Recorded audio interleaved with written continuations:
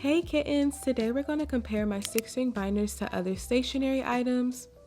So here are the 6-ring binders we'll be looking at, and then here's all the stationery we'll compare them to. So first we're going to start with the smallest 6-ring binder, and that is the A7 binder. And I'll be using my A Bubble Crush one for this. So here's all the stationery we'll be comparing it to.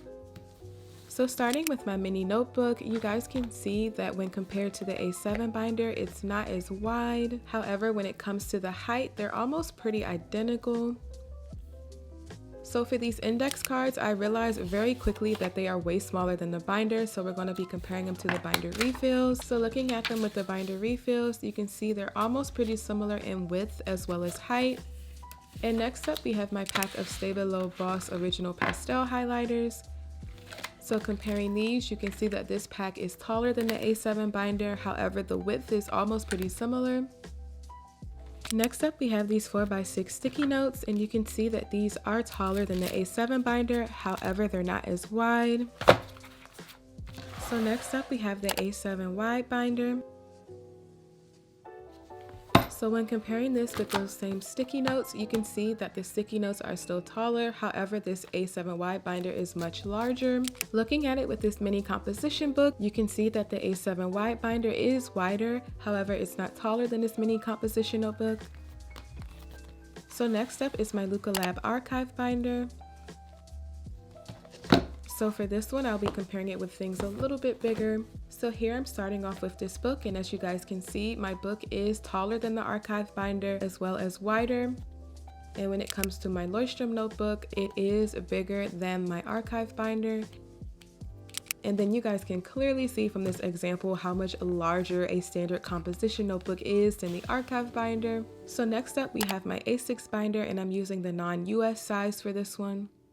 And we're going to compare this binder with the same stationery that I used for my archive one. So starting with my romance novel, you can see that these two are very similar in size. These are probably the most identical out of all the binders. And then here you can see my Leuchtturm notebook is a tad bit wider, yet it's almost not as tall as the A6 binder. And here you can see how much smaller the A6 binder is compared to the composition notebook. So next up we have my A5 6-ring binder that I got from AliExpress.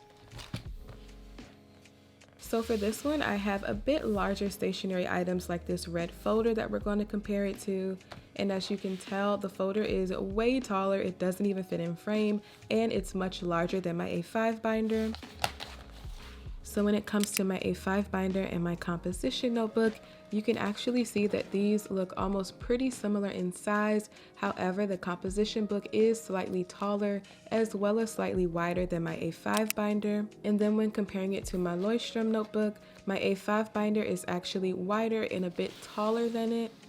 So in my opinion, my A6 binder and this book are the closest in size, but you guys can feel free to let me know down in the comments below which 6-ring binder compared to what stationery item you thought was most similar in size, and just let me know if this video helped you really gain a more practical understanding of the different 6-ring binder sizes, just in case you might have been confused or you were just wondering what the size difference may be. And if you guys haven't subscribed yet to be a part of the Kiitten family, be sure to subscribe below for more 6-ring binder and journaling content. And I love you guys, and thanks so much for watching, kittens. Adios!